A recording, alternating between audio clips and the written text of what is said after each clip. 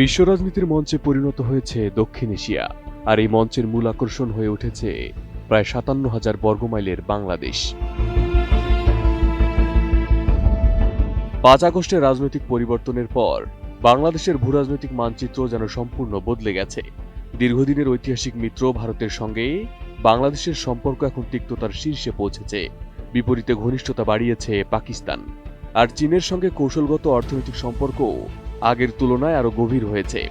আবার ঢাকা নতুন নতুন সামরিক, অর্থনৈতিক, অবকাঠামোগত প্রকল্পে এগিয়ে যাচ্ছে, যেখানে কোনোটির সঙ্গে পাকিস্তানের, কোনোটির সঙ্গে চীনের এবং কোনোটির সঙ্গে তুরস্কের নাম যুক্ত রয়েছে। এদিকে এইসব পরিবর্তনই ভারতের জন্য সবচেয়ে বড় উদ্বেগের কারণ হয়ে দাঁড়িয়েছে। সর্বোচ্চ সতর্ক অবস্থান নিয়েছে নয়াদিল্লি। ২০২৪ সালের জুলাই আন্দোলনের পর বাংলাদেশে অন্তর্বর্তী সরকারের প্রধান উপদেষ্টা হিসেবে দায়িত্ব নেন ডক্টর মোহাম্মদ ইউনূস। তার দায়িত্ব নেওয়ার পর থেকে ঢাকার কূটনৈতিক এবং কৌশলগত প্রভাবে নজর রাখতে শুরু করে নয়াদিল্লি।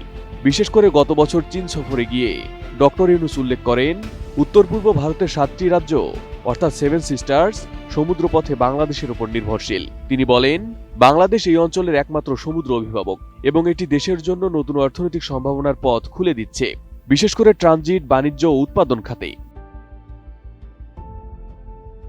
নোভা এলইডি টিভি, ঝকঝকে ছবি, নিখুঁত শব্দ, ৫ বছরের ওয়ারেন্টি। নোভা মানে সঠিক মান, নিশ্চিত সেবা। ডক্টর ইউনূসের বক্তব্য মূলত অর্থনৈতিক উন্নয়ন প্রসঙ্গে হলেও নয়াদিল্লি এটিকে কৌশলগত হুমকি হিসেবে বিবেচনা করছে। তাছাড়া বিভিন্ন সামাজিক ও রাজনৈতিক ঘটনার প্রেক্ষাপটে বাংলাদেশের নতুন প্রজন্মের মধ্যে ভারত বিরোধী মনোভাবও বেড়েছে, বিশেষ করে শেখ হাসিনাকে কেন্দ্র করে। বর্তমানে ঢাকার বাণিজ্য, বন্দর উন্নয়ন, অবকাঠামোগত প্রকল্পে চীনের সঙ্গে ঘনিষ্ঠতা আরও বেড়েছে, আর পাকিস্তানের সঙ্গে প্রতিরক্ষা ও কৌশলগত যোগাযোগও দৃঢ় হয়েছে। এই সবই ভারতের নিরাপত্তা মহলে সতর্কতার কারণ হিসেবে বিবেচিত হচ্ছে। বিশেষ করে পাকিস্তানের জয়েন্ট চিফ অব স্টাফস কমিটির চেয়ারম্যান জেনারেল শাহির শামশাদ মির্জার বাংলাদেশ সফর ঘিরে উদ্বেগে ভারত। বাংলাদেশের এই পরিবর্তিত দিকগুলোর জন্যই শিলিগুড়ি করিডোর বা চিকেন স্টেক নিয়ে সতর্কতা অবলম্বন করছে ভারত। দেশটির পক্ষ থেকে সম্প্রতি ৩টি নতুন সেনাঘাঁটি স্থাপিত হয়েছে, ধুবড়ির বামুনি, বিহারের কিশনগঞ্জ এবং পশ্চিমবঙ্গের চোপড়ায়, যেগুলো শিলিগুড়ি করিডোরের নিরাপত্তা জোরদার করতে পরিকল্পিত। শুধু সেনা মোতায়েন নয়, ভারত পুরাতন বিমান ঘাঁটিগুলো পুনরুজ্জীবিত করার উদ্যোগ নিয়েছে। উত্তরবঙ্গ ও পূর্বাঞ্চলের পুরাতন এয়ারস্ট্রিপগুলোকে জরুরি পরিস্থিতিতে হেলিকপ্টার ও ছোট বিমান ব্যবহারের জন্য প্রস্তুত রাখা হচ্ছে।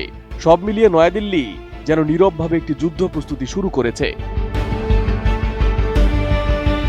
Arif Hasan, ATN news.